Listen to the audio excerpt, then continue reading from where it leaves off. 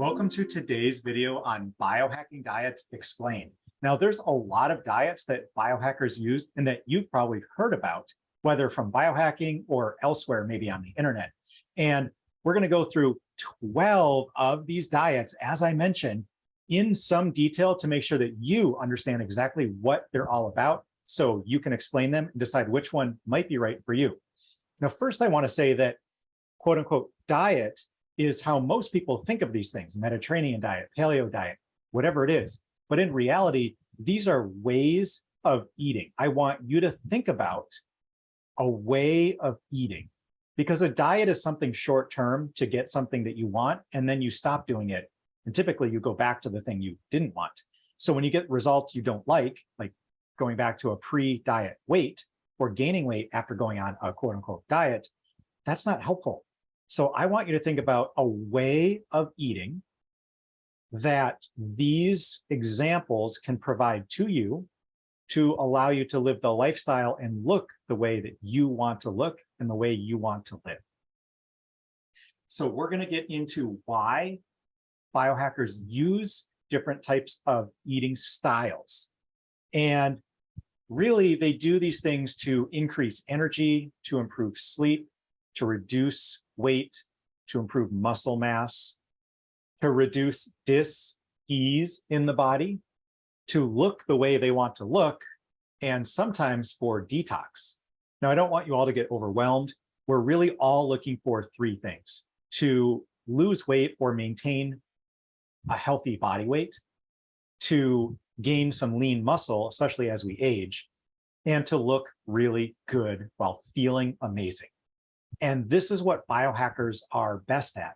How do I do all those things, look amazing, feel great, have a long, healthy, exciting life for the least amount of work? Remember, we're after the 80-20 rule. I want the largest number of results, 80% of the results, for the least amount of work, for 20% of the effort. And how do we do that? Well, most people start with diet or diet and exercise. And remember, biohackers often start with light, sleep, and other things which are more impactful than the diet and exercise. But everyone's so excited about diet. 5 million diet books sold every year. Like, people love diets. We're going to talk about the ways of eating and explain them so that you know what people mean when they say paleo, primal, bulletproof, whatever diet or way of eating. And you can maybe choose one that you hadn't heard of or that resonates with you to try out as a way of eating for yourself. And I want you all to remember that largely dieting has been shown not to work, where 80% of people that go on a diet gain weight back within 1 year of going on that diet. Now, ways of eating do work because they're kind of rules that people follow, or that us biohackers follow, where we can kind of say like, hey, one of the ways that I eat is I don't eat food after dark. It's kind of one of my rules. So anytime somebody offers me something and the sun has set, I don't eat after dark. So I'm not going to have that. It's really easy to follow the rules and your lifestyle or way of eating. And then we don't have to think about it as being restrictive or a quote unquote diet. It's just the way that we do things. And it makes us feel amazing. We get better sleep. We're able to detox our body far more easily because we're not putting poisonous things into the body. And arguably, we can look far better the way that we want to look because of the way that we choose to eat. Here's the list of diets. So I keep saying myself, here is the list of ways of eating that we're going to talk through today. So the ketogenic or keto diet, the paleo or primal diet, the bulletproof diet, carnivore, Whole30, Mediterranean, GAPS, vegan or vegetarian. I lump them the same, even though I know they're not. We're going to lump them together today. The follow your macros diet. Don't worry, I'll tell you what it is. The SAD diet. And at the end, I've got two surprise diets or two surprise ways of eating that I think you're going to enjoy. Okay, first, all the major diets or all the major ways of eating tend to agree on three key points. And that would be that eating refined sugar largely is bad. Consuming or eating trans fats, also bad. And eating things as close to nature as possible, whole foods, is good. So those are the things that largely every diet tends to agree upon. And I think that when you design your way of eating or your food strategy, you should keep those things in mind. Now, the first way of eating we're going to talk about is the ketogenic diet or the keto diet. And it's often referred to as a diet. But largely for most people that follow it, it is an entire lifestyle. It is definitely a way of eating. And the ketogenic diet is fairly simple to understand. It means you eat high fat and low carbohydrate. So fats are things like avocado oil, butter, ghee, fats, right? Pretty simple. And then low carbohydrate, you minimize to a very tiny extent the amount of sugars, but also carbohydrates you eat. And carbohydrates are things that are found like in potatoes and pasta and bread. Those are all grains that contain high amounts of carbohydrates that turn into sugar or glucose in the body.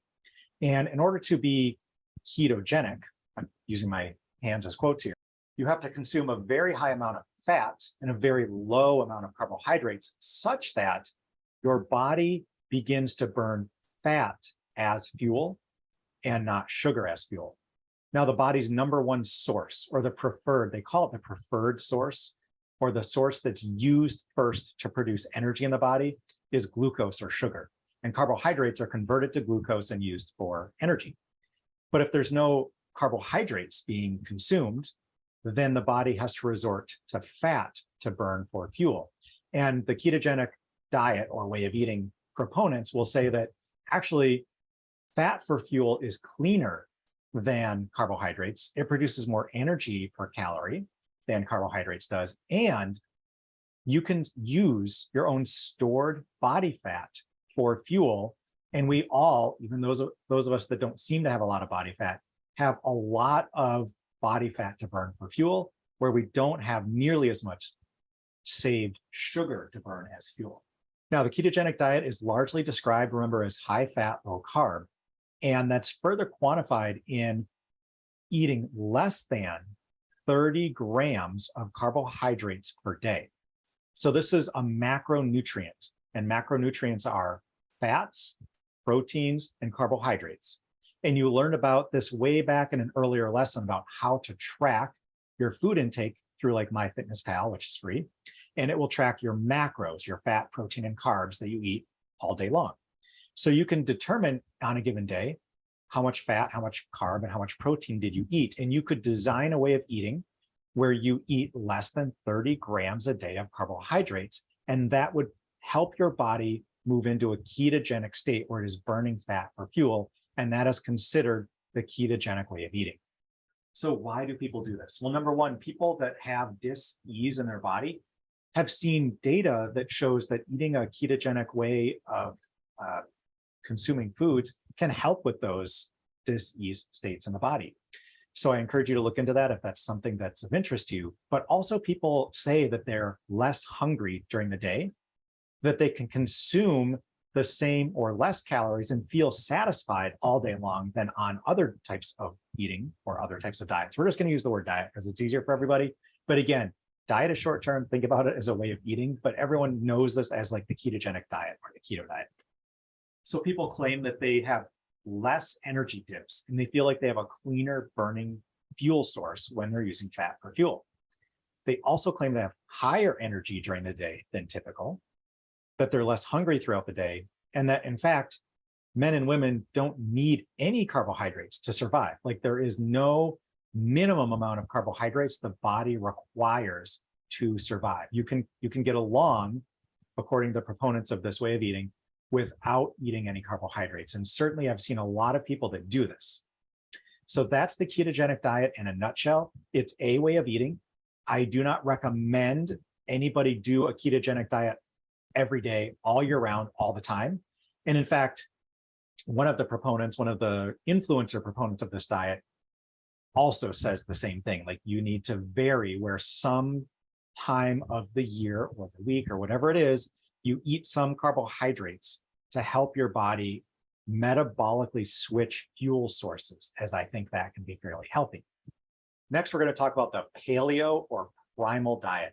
And this is supposedly the diet that our quote unquote ancestors would have followed, like in the caveman era, like primal people or Paleolithic people would have followed a diet that follows these eating guidelines.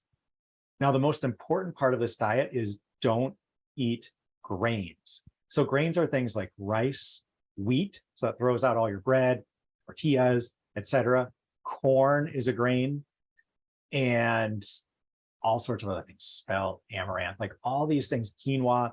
These are all grains that even though some of them are ancient, they would never have been, if you believe in history, collected in enough quantity to base a diet off of when you were a hunter-gatherer ancestor of ours. So you could have dug up some tubers now and then, some nuts and seeds, hunted some meat, collected some herbs and vegetables. You could have done those things, but largely you would have not had refined sugar or nearly enough grains coming from anywhere to source your diet to predominantly be based on those things. Now, I know there's an argument where in places like Minnesota, they have wild rice, and wild rice is certainly a grain and it could be plentiful, and it's largely been around for a long time. So I think that argument's a little sketchy. However, people find huge benefit from switching to a paleo primal diet because they're eating closer to nature, which is what all of these ways of eating agree upon. So I would encourage you to investigate this type of diet. And if you want to know, like, well, what can I eat on this diet? It would be things like potatoes as your grains, non-refined sugars, so maple syrups, honeys, those are all allowed. Meats, nuts, seeds, fish, vegetables, fruits. So this is really one of those diets that's supposed to be almost as close to nature and the way our ancestors ate as possible. And so why do people eat this way? Because it is really close to getting your foods as natural as possible from the earth and the land base that we live on. So the group of people that adhere to this, the paleo primal community, tends to think that when agriculture was created and we produced all these refined sugars, grains, and carbohydrates, that the health of men and women started to decline. And when we go back to eating the way our ancestors did, we can be more robust and healthy. Now, I would agree that if you can follow this diet, eating the minimum amount of processed and refined foods as possible, that it's a great, healthy way of eating. And you can even tailor this to vegan or vegetarian or whatever you like. It's a little harder to do those things, but it's definitely possible.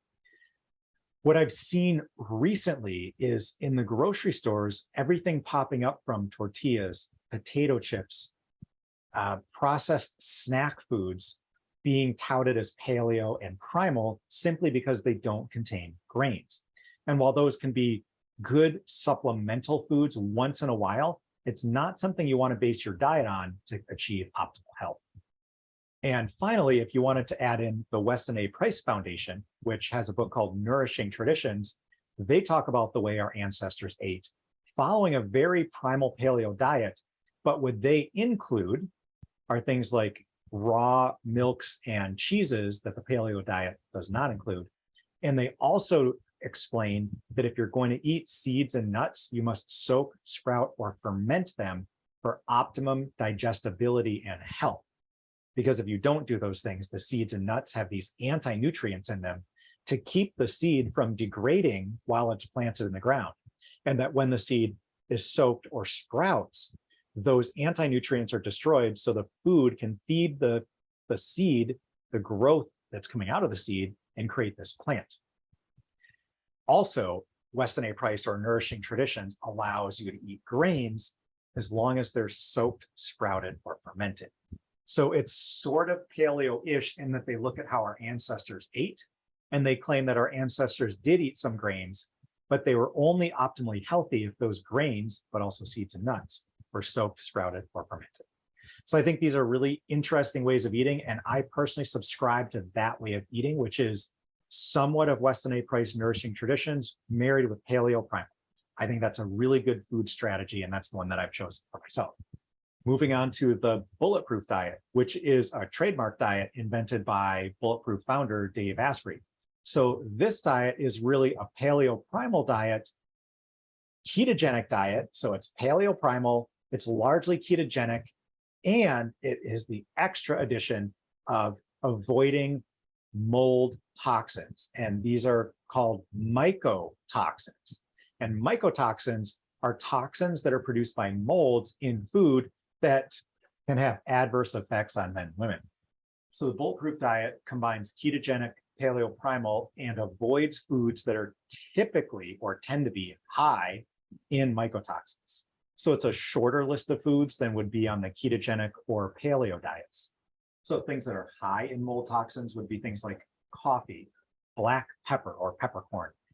These things can have large amounts of mold, and in some countries, they even limit the amount of mycotoxins allowed before the product is sold on the market, which is not true in the US.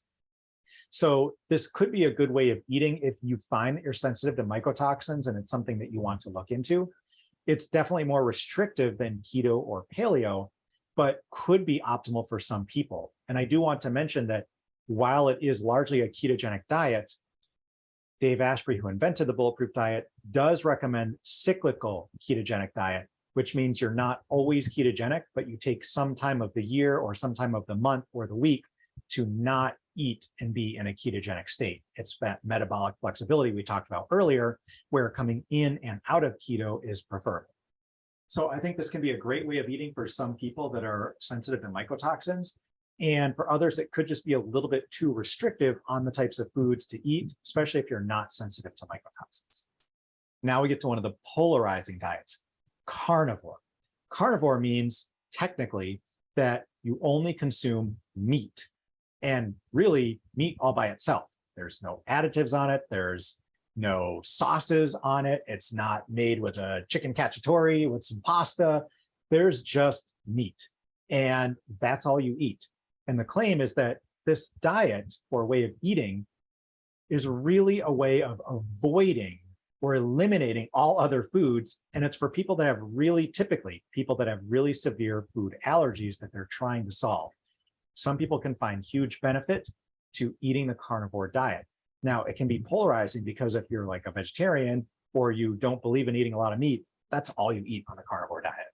So their belief is that the animals eat the vegetables and the herbs and the grasses and the grains, and they turn them into protein in their bodies, and then we eat that protein. So we eat the converted vegetables as meat, and we don't need to eat the actual grains and vegetables. And their belief is that by avoiding the negative effects of eating some of those vegetables and grains and just focusing on the converted grains in the form of meat, that they will be more healthy by doing so. Now, I don't know that there's a lot of evidence other than anecdotal evidence of people attempting this way of eating. And honestly, what I tend to see is people that start off doing the carnivore way of eating end up adding things into their diet. And what I've heard people adding is like honey, white rice. And now it's, I eat carnivore and 2 to 3 pounds of meat a day and 2 to 3 pounds of fruit per day, because they're missing those carbohydrates and all the nutrients and dense micronutrients that can be found in things like fruits. Now, I think this is an overly restrictive way of eating, and it might even lead to food sensitivities later in life, depending on how long you follow this for. It may not be sustainable for most people, and you should be really cautious in how you go after this and how you're tracking whether you're optimally healthy on this type of eating diet or eating plan. So I think this is a little overly restrictive and extreme for most people, but I want you to know that it's out there because it's really popularized on places like Instagram and Facebook and YouTube, where people say like, oh, all I eat is meat. I feel amazing. I look amazing. But follow them for a few years and you find that they are doing other things to compensate. The Whole30 diet. A lot of you have heard of this now because the name has been licensed to things like Whole Foods and Applegate. But originally in 2009, it was created by husband and wife. They're no longer husband and wife, but they were at the time, Dallas and Melissa Hartwig. So they invented this program called the Whole30. And really, it's an elimination diet. So you eliminate things from your diet, including sugar, alcohol, grains, soy, dairy, and beans. And then, I mean, basically, this is a paleo diet with ensuring that you eliminate those things mentioned. And then after 30 days, you start to slowly add those back in one at a time and keep track of how they impact your health. You're looking for food sensitivities and things that you might want to permanently remove from your diet, or at least remove for a long time, because they cause some sort of upset in your health or your body that doesn't agree with you. So again, usually you can sign up and like you can do the quote unquote Whole30. They used to have foods shipped to your door that met the Whole30 program. They're called like Whole30 approved. And now I think that's licensed, like I said, by Whole Foods and others, where you can probably go there and find Whole30 approved foods using that same label. And again, it's an elimination diet. So to me, this is something that is short term. And the intent is that you will add back in those things over time to find out which things you're most sensitive to. So to me, this is truly a diet and not really a way of eating, because it's not something that's intended to be long-term. The Mediterranean diet. So many of us have heard of the Mediterranean diet or the Mediterranean way of eating. And supposedly, remember, like all of us probably know this, it's like lots of olive oil, and it's based on people in southern Spain, southern Italy, and Crete in their way of eating. So supposedly it's like a high consumption of unprocessed grains, olive oil, vegetables, legumes, and then small amounts of meat, dairy, and fish. What about the wine, you might say? It's like, surely they're all drinking some wine. That's not talked about in the Mediterranean diet as it's typically explained. Now, the reason people follow this diet supposedly is for increased heart health and better longevity. So like this way of eating in the Mediterranean life is supposed to like create these robust, healthy, long-lived people that have lower incidence of heart disease. And I like to go back to what Sam Thayer, who's a local forager, he's got a number of books out, and he talks about the quote unquote real Mediterranean diet. And the real Mediterranean diet is that people local to those regions of the Mediterranean were shown to be able to identify over 400 different types of plants growing within a mile of their homes. And they can go out into the wild and forage those varieties of plants and add them into their diet. It's a truly varietal-based diet that is hyper-local and seasonal, because they're harvesting what grows in their climate at that time of year and consuming it without it being transported, stored, washed, dried, all those things. It's right there, it's local. You can go into the supermarket and go to the vegetable section, and you'd be hard pressed to find like 10 different species, because I think like all the lettuces are one species in the supermarket. These people could identify like 300 to 400 different species and varieties of plants and herbs that they harvested and added to their diet. That to me is the real Mediterranean diet. And I'm all for people following that, because hyper local, hyper seasonal, and foraged food that doesn't come from monocropped industrial agriculture is, in my opinion, always going to be healthier. So I love the quote unquote real Mediterranean diet. Now we're onto the GAPS diet. And I bet most of you have never heard of the GAPS diet. It was invented by Dr. Natasha McBride in 2004. And what it stands for, it's GAPS, Gut and Psychology Syndrome. And Dr. McBride is an MD, and she observed people with like autism, ADD, ADHD. They all had very specific symptoms where their gut was non-optimal. And her belief was that leaky gut or a malfunctioning gut, how it deals with the nutrients that we put into it, had everything to do with the psychology or the brain chemicals being created.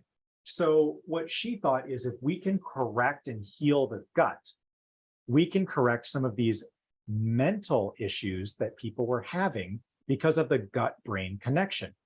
Now, she claims that an unhealthy gut can lead to like ulcerative colitis, Crohn's disease, asthma, eczema, celiac, and other things, literally just because your gut is unhealthy. So what GAPS is it's a nutritional program designed to restore digestive function, brain health, and brain function, way of eating, detoxification, specific and targeted supplementation, and lifestyle changes. Now, they use multiple stages to heal your gut. For example, like no grains, no dairy, no potatoes, no processed carbohydrates like French fries, breads, that type of thing, and no sugar. And then you add fresh fruits and vegetables, and very specifically things like bone broths, which are said to be very effective at healing the gut. They also allow things like meat, fish, nuts, and seeds. So it's basically a paleo primal way of eating with the emphasis on gut healing through things like bone broths and traditional foods. Then this adds the component of detoxification, which other ways of eating aren't adding in. This is specifically added to the GAPS diet, where you're doing things like liver flushes, green coffee enemas, fruit and vegetable juices, oil pulling, Epsom salt baths, and fun part, swimming in natural bodies of water. Now, while I think everybody could benefit from doing some gut repair and healing, because a lot of us have what we call leaky gut, where nutrients that we eat are not fully digested and pass through the gut directly into the blood, causing issues for all of us. Some people claim that's a major source of autoimmune issues. Healing the gut can be really big. But for people that have some of the issues mentioned by Dr. Natasha McBride, or people that are really desperate to heal themselves, this might be a protocol worth looking into. So I think everyone can benefit from the detoxification and maybe even a short stint on this type of eating program. All right, moving on to another polarizing way of eating, the vegan or vegetarian way. So I'm going to kind of lump these together. And yes, I'm aware that they're not the same thing, where vegan is not eating any products of animal origin whatsoever, whether you harm the animal or not, but it's also a lifestyle. So there's a vegan follows not just a way of eating, but a lifestyle where they don't wear animal products either. So like silk and leathers would not be worn with this type of lifestyle, and you're not going to eat any of those animal products whatsoever. Versus vegetarian, where you might have honey, eggs, or milk because those animals are not being harmed during the acquisition of those food items. So really this can be called a way of eating and a lifestyle. I mean, it's truly a way of eating more than it really is a diet, although some people do use it as a diet for a short time to lose weight. Now, often veganism can be way too restrictive for most people. And what we find is there are some micronutrients like vitamin B12 that are actually challenging to obtain from a vegan and a vegetarian diet. So the claim for why people would do this, well, number one is like animal cruelty and confined feeding operations and elsewhere, and just generally having to kill another living being for you to eat is a philosophy that some people want to abide by. Like, I don't want to kill something to be able to live on this place where we live. And I want to make sure that I'm not participating in a system that is cruel to other beings. So I think that philosophy is great. And for people that can follow that, it can be very helpful for them to live that type of a lifestyle. I would argue that you can also get, so one of the claims is also that some vegan and vegetarians show that they have better health. And I think the studies are on Seventh-day Adventists who are largely vegetarian, that they do have longer lives, healthier lives, that they have less heart disease and cancer. That may or may not be related to what they consume. It could be other lifestyle choices, but it is interesting evidence. Now, I think the downside is data does show that people that are on these diets long-term do suffer from nutrient deficiencies if they don't tailor them exactly right. And if this is the type of eating style that you want to follow, please make sure that, just like carnivore, you are ensuring that you're following a healthy program to get all your healthy needs for your body. Another way of eating that people probably don't know as much about, unless you're in the bodybuilding world, is eat your macros. So macros are just macronutrients, and we talked about them being fat, protein, and carbohydrates.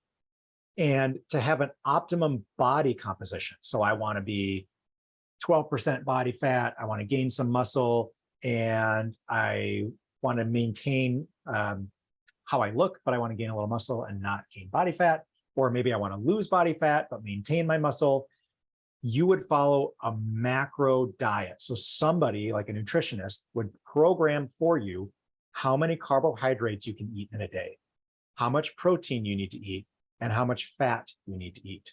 So you need to track all the food that you eat. Often these people that follow these diets or ways of eating are weighing all their food. They're measuring all their food. They're tracking every single thing they eat in MyFitnessPal to get the exact number of calories that they're getting or the exact grams of each macro. Now, the interesting thing about this is that there is no diet for it. There is no way of eating other than hitting your macros. So whatever it is, 150 grams of protein, 50 grams of fat, and 400 grams of carbs. I'm just making this up. As long as you hit those macros, you can eat anything you want. So Pop-Tarts, cereal, donuts, frozen pizzas, it doesn't matter. As long as you maintain the macros that are assigned to you, you can do anything you want. You know, the famous line from the bodybuilders is like, we get big eating Pop-Tarts, because they're just following macros. I would argue that this way of eating or this diet is not healthy long-term, because it focuses nothing on micronutrients or eating as close to the earth as possible. It just focuses on macronutrients, but not micronutrients, and not necessarily healthy foods either. So while macros is one way that bodybuilders use to get body composition they want for bodybuilding shows, it's probably not something you want to do long-term. Okay, on to the SAD diet. That's the standard American diet, SAD. And it really is kind of sad, because even what I found on Wikipedia when describing the standard American diet was the following: low in fat, high in sugar, high in processed foods and oils. Those are those seed oils you're hearing about. So the standard way that Americans eat, for us men and women over here, is high junk, oxidized toxic fats, lots and lots of sugar, and just make sure that we stay away from high fat. It's just the fats that we're eating in the form of seed oils are pretty toxic. So you can think about this as TV dinners, fast food, chips, sandwiches, things like that that are really easy and convenient because we're always on the run. So think fries, burgers, pizza, like you name it. Lots of calories, little substance. And honestly, this is a recipe for disaster. So why is this the standard American diet? Well, frankly, it's the way most men and women in this country tend to eat, and that's kind of sad. So let's not follow the standard American way of eating. Let's at least choose one of these other forms of eating that has been shown to be far superior and much healthier, even anecdotally. So let's change that paradigm, because fat, sick, and nearly dead is not the way I want to live. And we're on to the bonus round, and I've got 2 special ways of eating just for you. So number 1 is kind of my own invention, and it's called the hibernation diet. And honestly, in my book called Hibernation Diet, I tell you that it is not a book about diet. It's actually a book about a way of eating and a way of living that changes all year round. So what we look at is hyper seasonal and hyper local. So up where I live in Wisconsin in the north, we can't get high carbohydrate foods in the winter. And in fact, if we're living a lifestyle where we're seeing the sun outdoors and we're wearing blue light blocking glasses at night, our brain is actually going to make us hungry for fats and protein in the winter and not hungry for carbohydrates. Where in the summer, when berries and fruits from trees and carbohydrates from growing underground are available plentifully, we're going to be hungry for them, and we can consume them with less downside to the body than if we try to consume those same foods in the winter.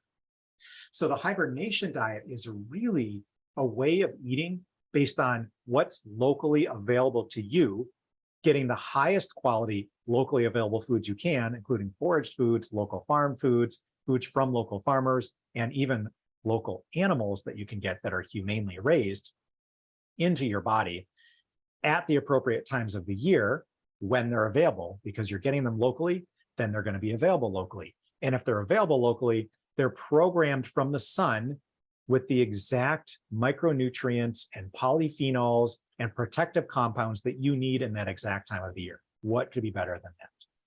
Now, every other animal on this planet does that. They eat the hibernation diet. They eat what's locally available in the season that it's available, because that's literally all they can do. And even the zoos try to mimic the animal's natural diet, yet we all try to avoid that and just eat whatever we want, whenever we want. And I think we need to change that to be optimally healthy. So while this isn't vegetarian or ketogenic, it can be. So in midwinter, like February, I'll be ketogenic. And in midsummer, like August, when it's the harvest season, I might eat some vegetarian meals. So this is an optimal way of eating described in the book, The Hibernation Diet, and also in the book by T.S. Wiley called Lights Out. And both of us are describing sort of the same phenomena, that we are optimally healthy when we follow the seasons like every other animal on the planet. And finally, I just couldn't help myself but throw this one in there, and this is called the breatharian. And if some of you haven't heard the concept, it means someone who doesn't eat any food but lives off prana, or breath, sunlight, and water. And that's it, nothing else. Now, some of you might think that this is a myth, that it's mythological, that it's not even possible. And I would say the further that I go into studying health, nutrition, and wellness, the more I come to believe and even see that it could be possible, assuming we're doing all the other things like detoxification, utilizing the energy, breathing with the correct patterns, and not stressing ourselves out. We just might be able to get away with eating less calories and total nutrients, and maybe even none, and getting all of them from the environment around us without consuming anything other than prana. Now, this removes you from the cycle of killing to yourself live, and that might be really interesting for some people. So it's something to think about, and whether it exists or not, I think it's really fascinating. So I hope that helps you understand how all the different ways of eating in the biohacking world are broken down.